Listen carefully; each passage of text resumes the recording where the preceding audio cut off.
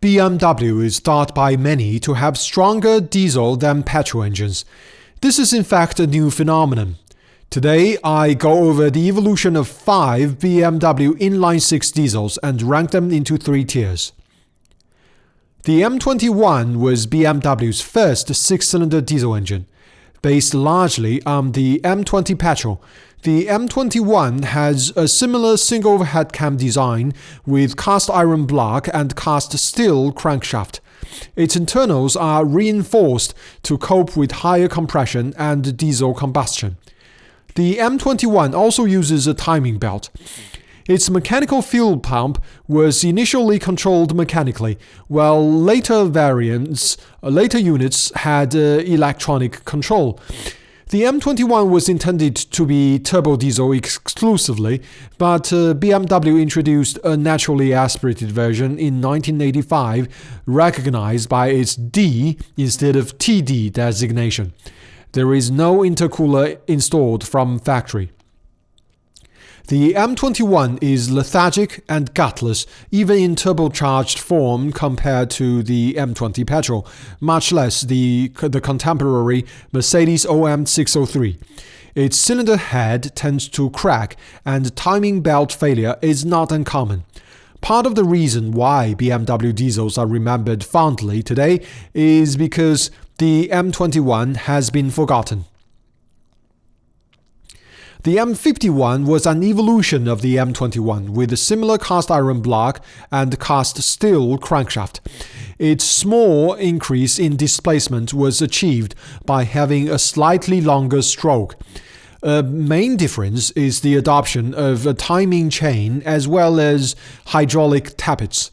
In models designated TDS, an intercooler is also fitted from factory. The adoption of the intercooler significantly increased the M51's power output, while the lesser TD version had virtually no gain over the M21. It is considered more reliable than the M21, but the cooling and fuel systems are not faultless, and the cylinder head and block can still crack when overheated. Well, E36, E34, E39, and E38 are some of the most loved BMW chassis. The 25TD and TDS are not. The M57 is likely where BMW earned its reputation in diesels. It was a completely new design with double overhead cam head, common rail direct injection, and considerably lower compression ratio. After TU2, the M57 also ditched cast iron in favor of aluminum for its crankcase construction. In the latter case, cast iron liners are used. BMW also added a forged crankshaft. Standard variants have a single Garrett turbocharger, while the more powerful top variants have 2 turbos in a series setup. The M57, especially the top variants, has competitive performance. Even though more complex than the M57, the M57 is more reliable and more durable, thanks to lessons that BMW has learned from earlier attempts to build diesel engines.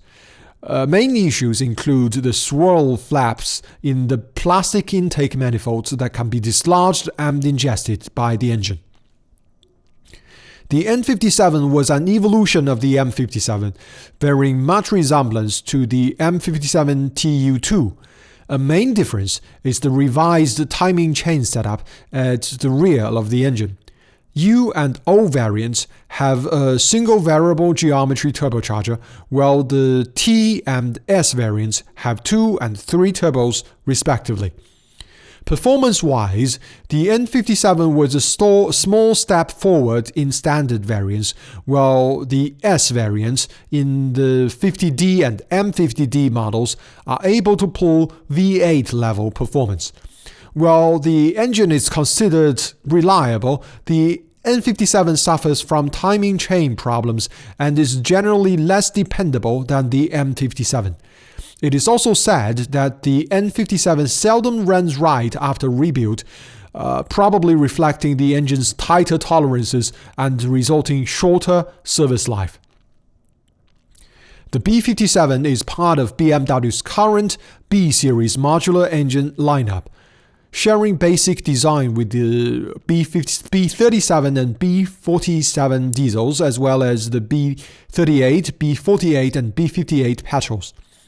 As such, the B57 has arcware sprayed cylinder walls instead of cast iron liners. Still, BMW is wise enough to forgo Vanos and Valvetronic found in the B58, unlike the Mercedes OM656 that brought low compression and variable valve timing to diesel. BMW also had the good sense to retain closed-deck crankcase and an air-to-air intercooler setup. One main update with the B57 is the adoption of quad-turbo setup in the S variant used in 50D and M50D models, which has sadly been discontinued in 2020. The B57 develops immense torque across all variants, while the T and S variants also put out competitive power. Thanks to its relatively simple mechanical setup, especially compared to the B58 and OM656, it is also rather reliable. Notably, it has addressed the N57's timing chain problem. Failure points of the B57 are mostly related to emissions systems. In my opinion, it is the best German diesel passenger car engine today.